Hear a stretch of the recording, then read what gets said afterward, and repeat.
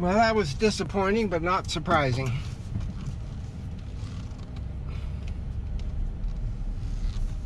And then in BF nowhere, away from our community, away from Mishka's school, away from everything that we built and worked for so many years, Jeff.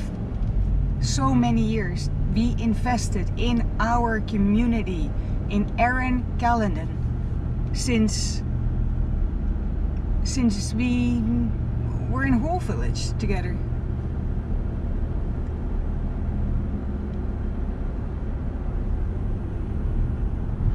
And then having to share that already super compacted property with somebody that you don't even meet. And then, oh, and by the way, he's going to build a house like right next door. And to live somewhere where you have no control over anything. And there's no fencing around the yard. It's dangerous for the dogs, the cats. It's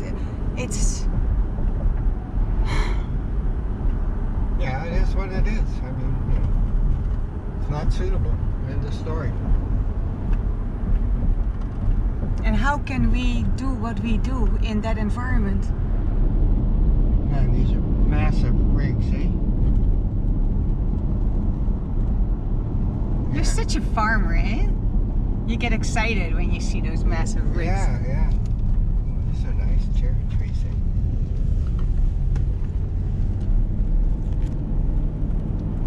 No, we've done this exact route more than once. Maybe it was going to St. George, I don't know. I recall doing this little detour, and now we're coming to Road 8. We're going to go cross Road 8. Yeah, let's do country roads back in Georgia. Yeah, that was the plan. I was supposed to do that on the way here, but actually, no, I'm going to go back. Sheffield to Sheffield. 97 to 35. All right, because I think Sheffield is a better bet. Otherwise, we're going to get way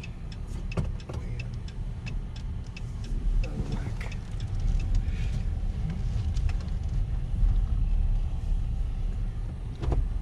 Dirks. That must be Dutch. Yep. Hmm? 100%.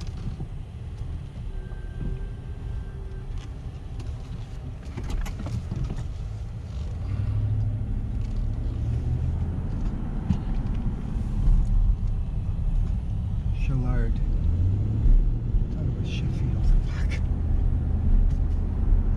You know, it was not.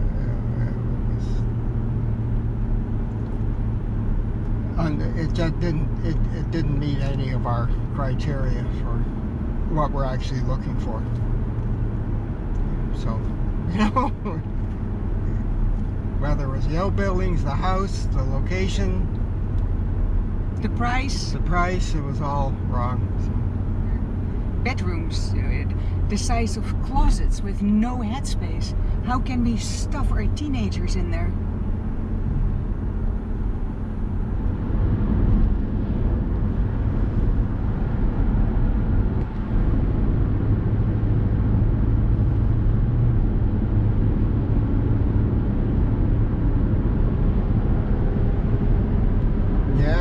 Farmer's been waiting for like the last 6 weeks to get back on the fields again.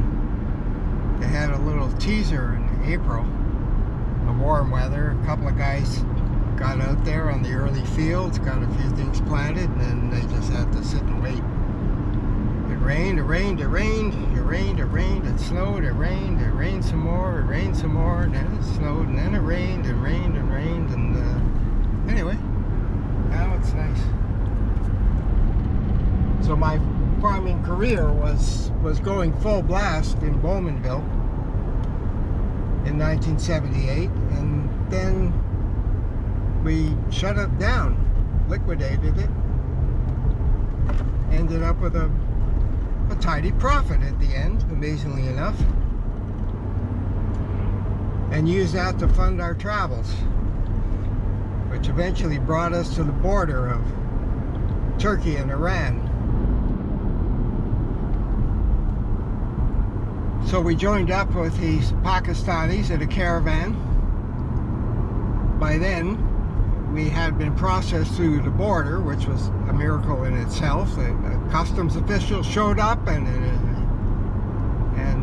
Border Patrol, and they finally got us through. They said, we better change money now because the banks are all closed. Okay. And did you have gas? We had gas. We had gas at that point. There was gas around. There was shortages, but they were episodic. Sometimes there was none, and sometimes there was. Anyway, we drove to the nearest, the town nearest to the border, whose name I just cannot recall right now. Okay. Let me check here whether I need to jog up or I can continue on this road. You know what, we should really just take out the hard map. No, actually, I continue on this. All the way till we get to the Guelph line. After that, I'm home free. Okay. Should have been easy. I missed my first turn. After that, it was like... We found a hotel in a small town, not far from the border. The owners spoke English. They were very friendly. We told them we planned to cross Iran as quickly as possible. They said, you have to get through Tabriz, which is about an hour's drive away. And every day in Tabriz, people are marching. And if you are stopped by anybody at a barricade, don't try to escape. Otherwise, you'll end up like that family that got their van totally trashed and had to limp back to the border. So we woke up before dawn. We set off. The sun came up. This is in February. It's still pretty chilly. We're up in the mountains. And then the Pakistanis had to stop. One of the vans had a problem. We all pull off to the side of the road. They said, don't worry, we'll fix it. We'll be on our way in a minute. We thought about that for about a minute, and then we said, thanks guys, I think we'll carry on. We drove through Tabriz while things were still quiet. People were just getting up in the morning, no marching yet, and headed off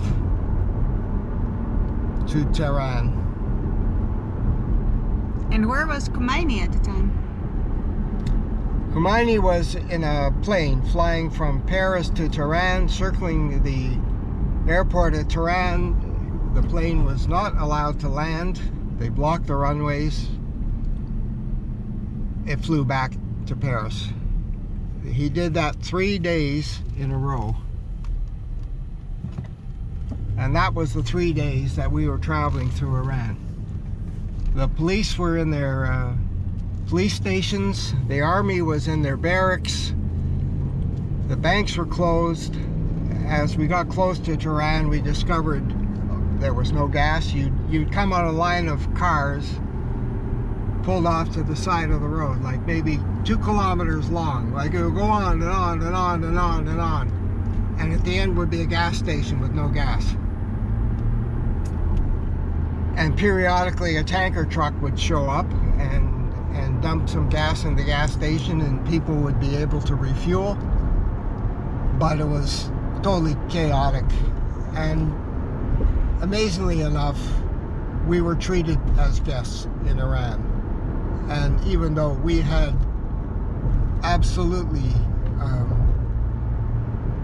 no hope of getting through on our own, people graciously would let us into the front of the line where there was gas, so we could gas up. At the end of our journey, somebody even siphoned gas out of their gas tank so we could put enough in our vehicle to get across the border into Afghanistan. So even though it was amazingly tense and scary, we managed to get through in 3 days. We were done. Afghanistan wasn't much better. We knew that in Herat, the first city that we came to, Russian tanks had been in the streets, or at least some tanks, because this was just before the Russian invasion of Afghanistan, which happened shortly after. So we didn't dawdle. We zipped through Afghanistan. We took the southern route through Quetta, across the desert, and into the south of Pakistan.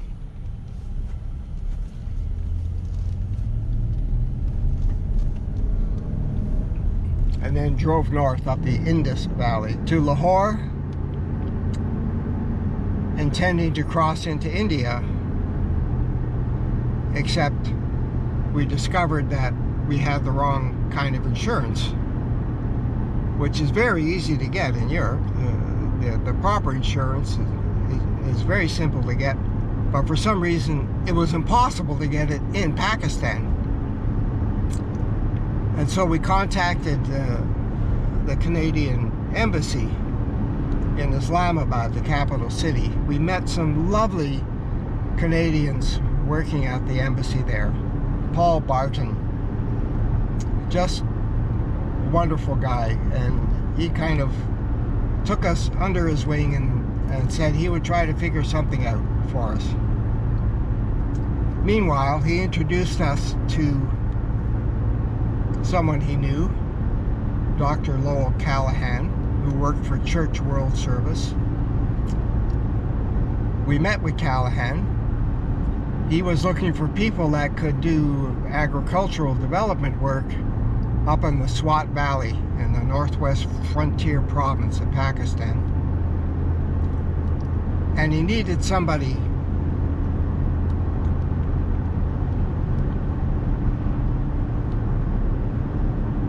that could live in an area where there were not suitable accommodations for regular development personnel. He had a contact in a village in Swat, Zaman, who actually had a house with a second story on it that had been built by an American anthropological student doing his dissertation. So we ended up moving to Swat, the Valley of Swat. It was a fabulous experience. We spent a year there, and we had a baby, because when we left Canada, my wife was already pregnant, and we knew that before we left. So you're driving through a war zone with a pregnant wife and 3 small children? Yes. Yeah. Okay, just to get the picture. Yeah. Lots of fun. No, my youngest daughter was born in Pakistan. I actually delivered her myself. We were seeing a doctor in the hospital in Mingora, the capital of Swat. But conditions in the hospital were not great, and we thought we would probably be better off having a home delivery. And in case of emergency, it was about a 20-minute drive to Mingora. And this was my wife's 4th child.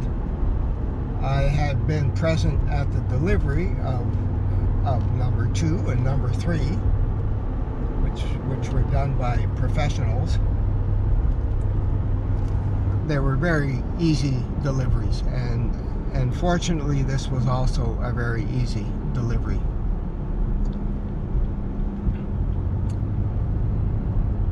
And that was my first experience living in the village of Madyan,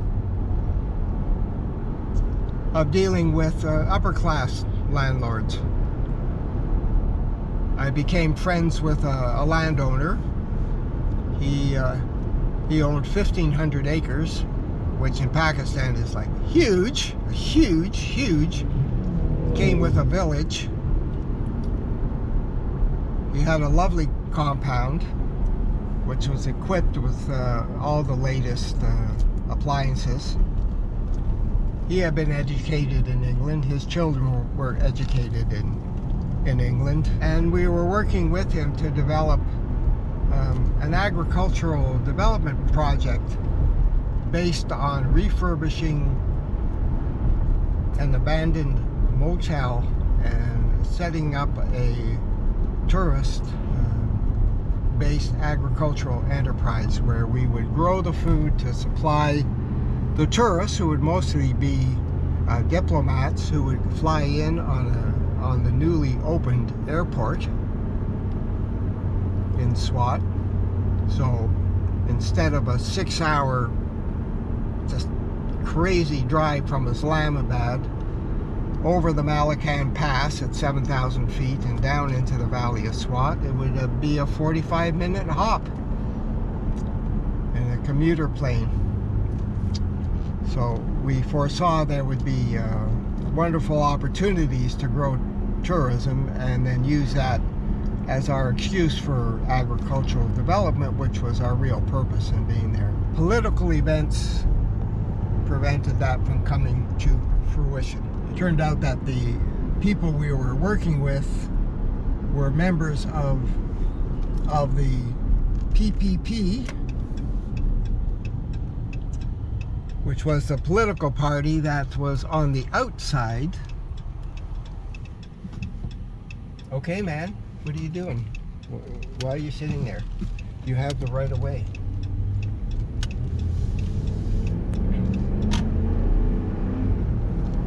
The former Prime Minister Bhutto had been deposed by the generals under Zia al-Haq and was actually ended up being executed by them. Was that the daughter or the father? The father. The daughter later became a prime minister. She carried on her father's tradition. She was later assassinated by a bomb. Much later. And therefore we had no political cover to be in Pakistan. We were actually there just as tourists. We weren't officially working for any development agency, even though we had friends in the Church World Service and the UNDP development program, and we were able to, we were treated as if we were, official by many people, but we didn't have standing in the country, and that made it very difficult for us to remain there. While trying to figure out our next move, we met a Sudanese doctor working for the World Health Organization, Dr. Suleiman. We had been looking for Dr. Suleiman, the goat expert, who also worked for the United Nations. Instead, we ended up in the office of Dr. Suleiman, who was working for WHO. While he tried to figure out where the other Dr. Suleiman was, we told him our story, and he was very intrigued, invited us to his house. That evening, we met his family. We had a lovely conversation. He said his family had just purchased a property on the Blue Nile outside of Khartoum. It was raw land, had never, had a fence around it, that's all. And would we be interested in developing it for agriculture and tourism? And we said yes. So we wound up our affairs in Pakistan and flew to Sudan. What happened with your Volkswagen van? I was able to sell it. Not officially, but of course this is Pakistan and it's possible to do many things unofficially. If you have enough bribes? Well, if you know somebody that knows somebody? yes. Yep. More like that. And anyway, we ended up spending 6 months in Sudan. It was an interesting experience. It was the dry season. I never saw a cloud in the sky except when the dust storms would roll in out of the Sahara Desert. And we ended up living in a tiny house in a little village outside of Khartoum, close to where the property was. Even though Dr. Suleiman and his family were very eager to help us out and make things work, it had been, it was very difficult to do anything in Sudan. They were in the import-export business. And in order to import anything into the country, because the Sudanese currency was basically worthless, you had to come up with dollars or euros or something. Euros didn't exist yet. Anyway, you had to have dollars or Deutsche Mark or yen or some hard currency, which you had to put on deposit first before you can even import anything. So their cash was always tied up in stuff, and they couldn't get their hands on it until they got the stuff, which would take months and months, and then they would have to sell the stuff that they got, and then they would have some cash. So they were always strapped for cash, and living conditions were pretty unpleasant. And after 6 months, we called it quits and flew back to Canada.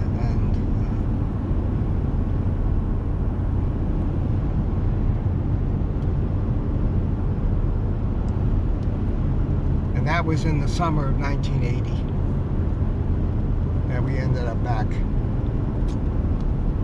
in Canada. And we didn't know what to do or where to go. We really were just pretty well up in the air. Like us now? Yeah. So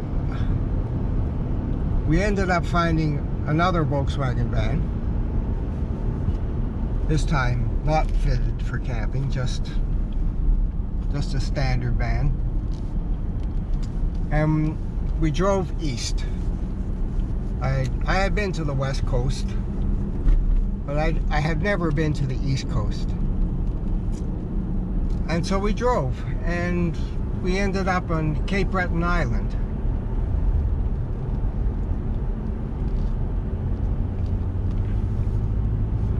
And this is now with 4 children. With 4 children, yeah. Yeah, Maya was going on a year and a half, I guess. And the eldest was 12.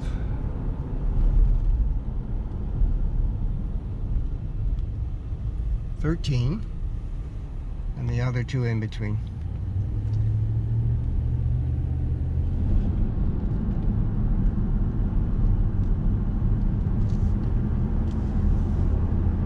We ended up spending 3 years in Cape Breton.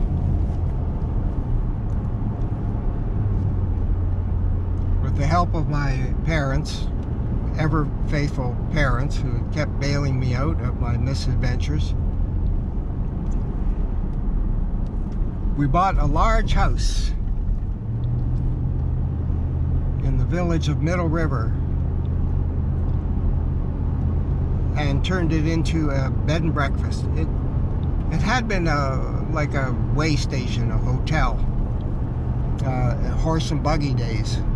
People traveling from Badek to Inglewood, Innisfree, can't remember. Traveling from one side of the island to the other. It was an overnight stop. And we bought a few goats, we had some chickens, we got some pigs, we had a few sheep. We worked all winter to get the place ready. The tourist season was short in Cape Breton Island, really 10 weeks. You have to make all your money in 10 weeks, beginning to end. We were on the Cabot Trail that runs around the whole island. We figured we could do it. We did do some business there, but of course I wasn't paying any attention to the macroeconomic cycles that were in play, and 81 was actually a recession year. There was a general recession going on, and tourist traffic was way down, and the season was over before we even felt it had begun. And then we ended up winding up that operation in early 1983 and returning to Ontario.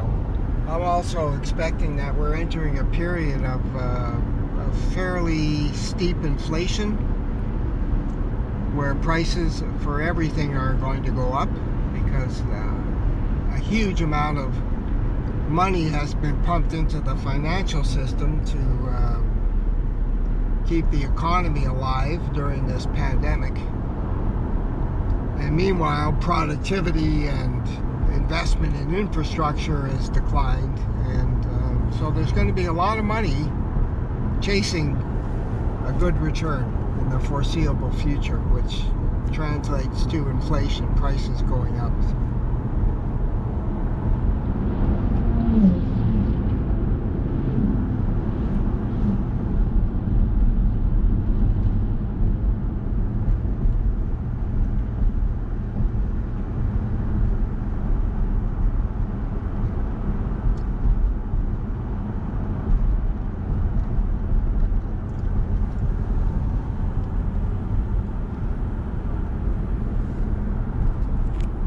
It would be so sad to have to leave this area, sweetie.